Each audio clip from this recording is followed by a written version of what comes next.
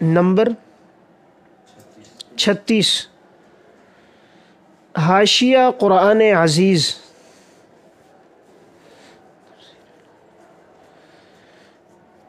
حضرت مولانا احمد علی لاہوری رحمہ اللہ، متوفی 1381 ہجری۔ حضرت مولانا احمد علی لاہوری رحمہ اللہ اپنے دور کے بڑے اللہ والے بزرگ اور ولی گزرے ہیں۔ بڑے نیک صالح اور متبع سنت انسان تھے۔ ان کی زندگی سادگی اور تواضع میں گزری ہے۔ قرآن و سنت کے ایک بڑے عالم تھے، اور انہوں نے تفسیر میں حضرت مولانا عبید اللہ سندھی رحمہ اللہ سے بھی استفادہ کیا ہے، اور حضرت مولانا حسین علی صاحب ان کے معاصر ہیں، ان سے بھی ان کا تفسیر کے معاملات میں تعلق رہا ہے۔ ان کا یہ ترجمہ اور حواشی اہل علم کے درمیان بہت معروف ہے۔ ترجمہ بھی نہایت سہل ہے، اور تفسیر عثمانی کے طرز پر مختصر اور جامع حواشی بھی ہیں۔ عموماً ان کا اسلوب یہ ہے کہ یہ سورت کے مضامین، دعویٰ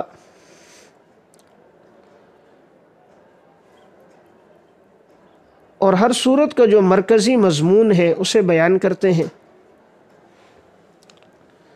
جن فرق باطلہ کی تردید ہے اس کا تذکرہ کرتے ہیں۔ متعارض آیات میں تطبیق بیان کرتے ہیں۔ بقدر ضرورت روایات اور آثار بھی بیان کرتے ہیں۔ فہم قرآن کے لیے یہ تفسیر نہایت مفید ہے، اور یہ عوام الناس ہی کے لیے نہیں بلکہ اردو دان طبقہ اور طلبہ کے لیے بھی اس سے استفادہ نہایت مفید ہے۔ اگر اسے جدید اسلوب کے مطابق تعلیق اور تحقیق کے ساتھ حواشی اور اضافات کے ساتھ شائع کر دیا جائے تو اس کی افادیت بڑھ جائے گی۔ نمبر 37 انوار البیان، حضرت مولانا عاشق الہی بلند شہری رحمہ اللہ۔ یہ تفسیر 9 جلدوں میں ادارہ تالیفات اشرفیہ ملتان سے طبع ہے۔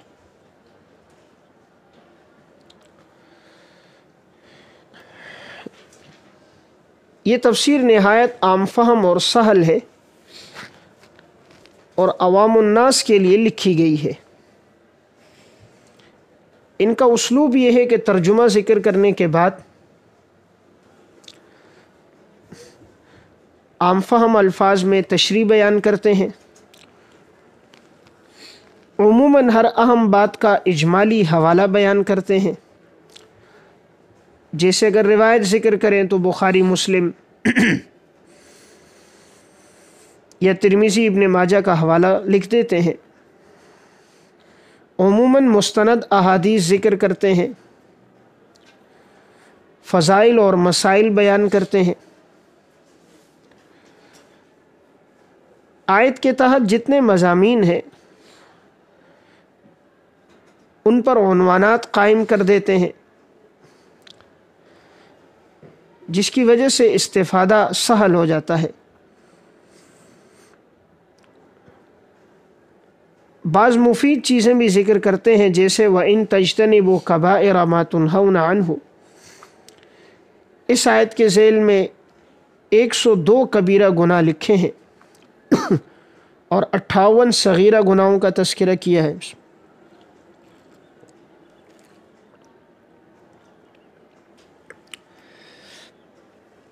اس تفسیر میں روایات اور آثار کا بڑا ذخیرہ ہے۔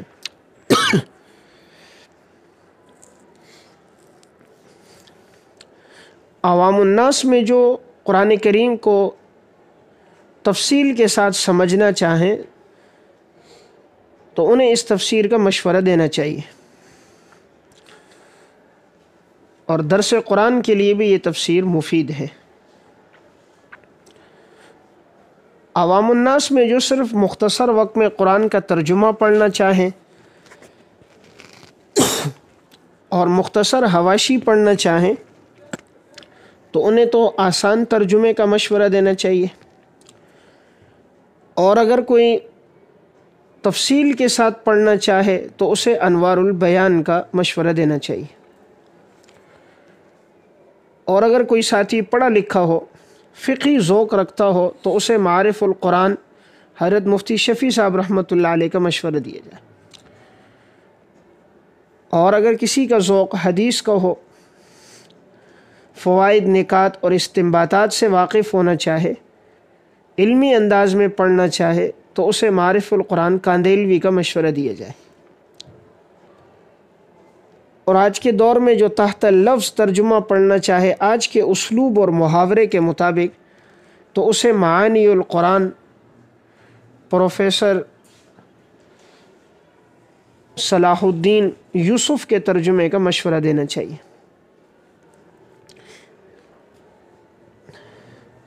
تو بہرحال یہ تفسیر انوار البیان عوام الناس کے لیے نہایت واضح تفسیر ہے اور اس سے استفادہ آسان ہے۔ اگر اس تفسیر پر تعلیق اور تخریج کر دی جائے تو اس کی افادیت بڑھ جائے گی، اس لیے کہ اس میں جو روایات موجود ہیں اگر حاشیے میں ان روایات کو ذکر کر دیا جائے، بعض مقامات پر روایات غیر مستند بھی آئی ہیں، تو اگر ان کی نشاندہی کر دی جائے، جو مسائل ذکر کیے گئے ہیں اصل مراجع سے ان کا حوالہ بیان کر دیا جائے تو اس کی افادیت زیادہ ہو جائے گی۔ نمبر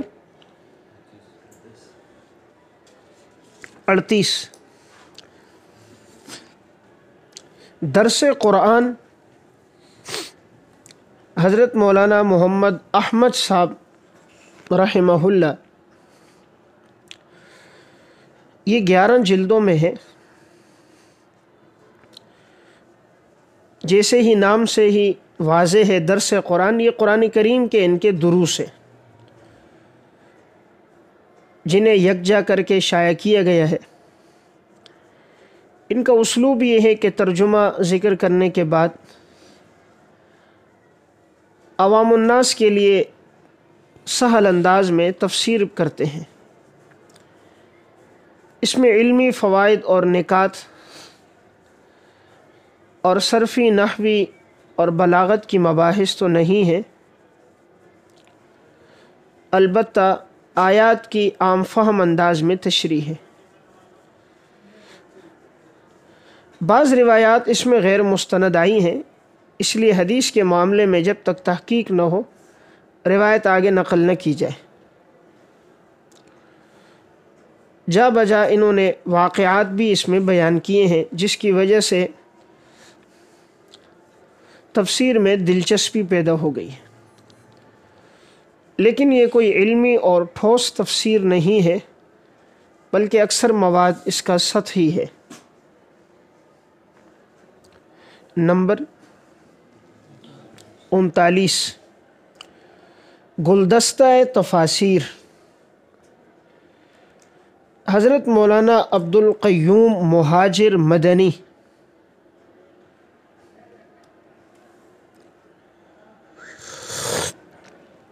اس تفسیر میں انہوں نے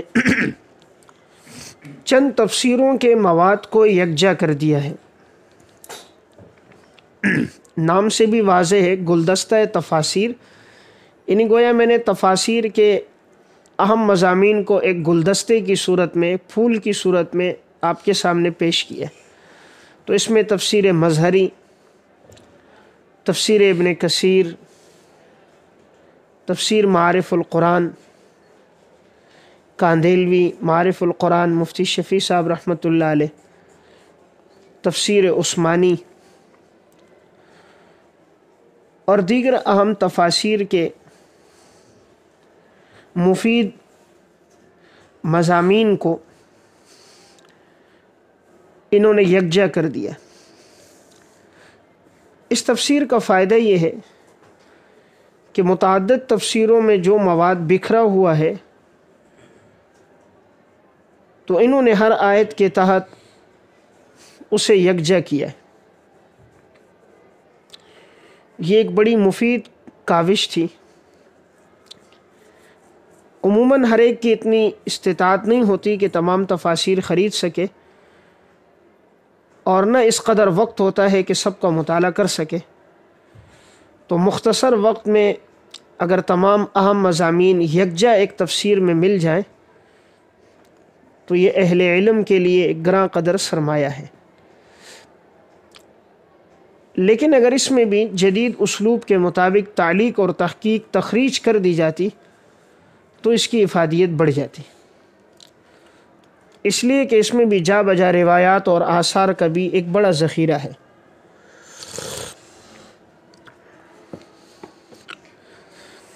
اور اس کے ساتھ اگر دیگر بھی جو معروف تفسیریں ہیں ان سے بھی استفادہ کر دیا جاتا، جیسے تفسیر ماجدی ہے، بیان القرآن ہے، تفسیر جواہر القرآن ہے، معارف الفرقان ہے، تفسیر مدارک ہے، تو دیگر بھی اگر اس طرح تفسیروں سے استفادہ کر دیا جاتا تو اس کی افادیت بڑھ جاتی۔ اسی طرح کا اگر کوئی کام کرے اور تمام تفسیروں کو سامنے رکھ کر اردو میں ایک ایسا اگر گلدستہ خلاصہ جمع کر دے، اس میں ہر آیت کے تحت ہر تفسیر کا علمی مواد یکجا ہو جائے، تو یہ طلباء اور اہل علم کو اس سے بڑا فائدہ ہوگا۔ اس وقت ضرورت نئے کاموں کی نہیں ہے، اس وقت ضرورت اکابر کے کاموں کو اچھے اسلوب میں پیش کرنے کی ہے۔ اکابر نے سب کام کر دیے، اس لیے شیخ عبد الفتاح ابو غدہ رحمہ اللہ متوفی 1417 ہجری، ان کی زندگی میں دیکھا جائے ان کی اپنی تصانیف کم ہے، اکثر ان کے حواشی ہیں۔ اصول حدیث کی کتابوں پہ انہوں نے حاشیے زیادہ لکھے، ثلاثہ رسائل ہے، اربع رسائل ہے، خمسہ رسائل ہیں۔ دیگر جو متقدمین محدثین ہیں، متاخرین ہیں، انہوں نے ان کی کتابوں پہ رسائل حواشی بہت لکھے۔ اور عبدالحی لکھنوی رحمہ اللہ کی الرفع والتکمیل پر، تذکرۃ الراشد پر ان کے حواشی چھپے ہوئے۔ تو اس طرح کا اگر کام ہو، اکابر کی جو کتابیں چھپی ہوئی ہیں اگر ان پر حواشی، تعلیقات، اختصارات، عنوانات کیے جائیں اس کا فائدہ زیادہ ہوتا ہے۔ جس طرح یہ حضرت مفتی ظفیر الدین صاحب مفتاحی رحمہ اللہ کی جو 4 کتابیں تھیں، اللہ تعالیٰ نے توفیق دی اسلام کا نظام امن، نظام تربیت، اسلام کا نظام مساجد اور نظام امن، تو نظام مساجد، یہ جو 4 تھیں یہ بڑی مفید کتابیں تھیں۔ اس کے عنوانات بھی اچھے تھے اور مواد بھی اچھا تھا، لیکن ضرورت تھی کہ اس میں احادیث، روایات، آثار اور سہل کر کے پیش کیا جائے، تو الحمدللہ اس کا فائدہ بہت ہوا۔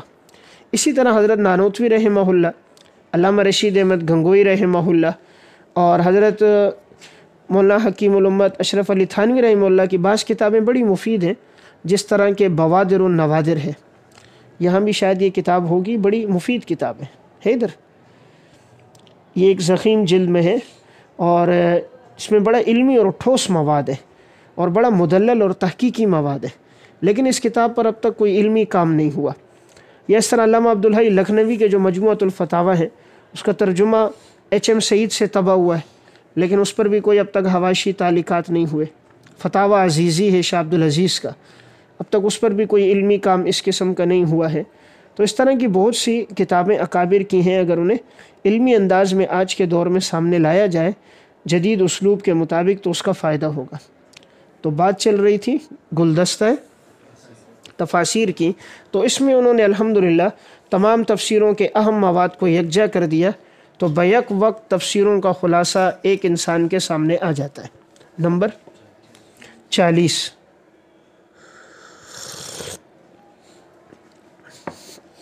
معارف الفرقان، حضرت مولانا عبد القیوم قاسمی یہ تفسیر 4 جلدوں میں اسلامی کتب خانہ کراچی سے طبع ہے۔ اس میں ان کا اسلوب یہ ہے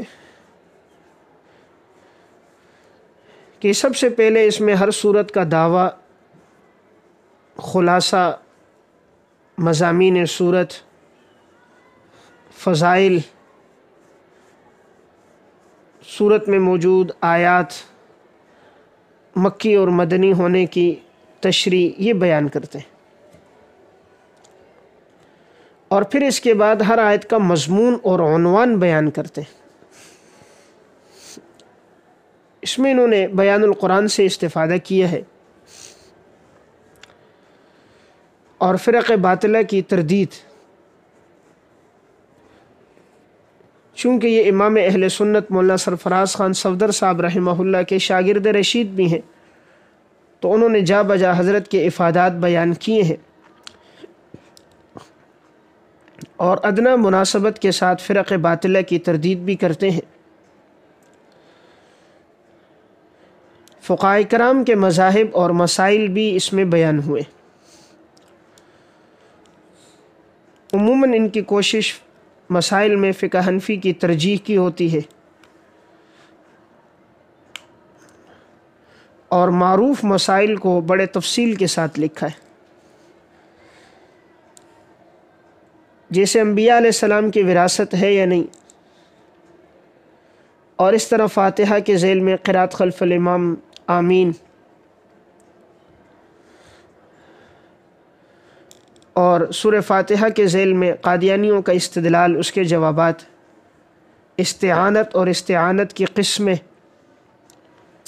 غیر اللہ سے مدد مانگنا، اس کی صورتیں اور حکم۔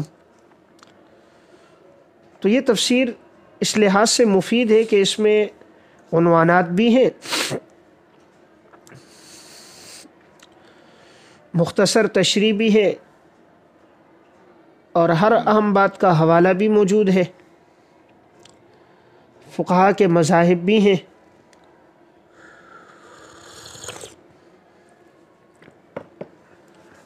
اور مسائل کا بقدر ضرورت استخراج اور استنباط بھی ہے۔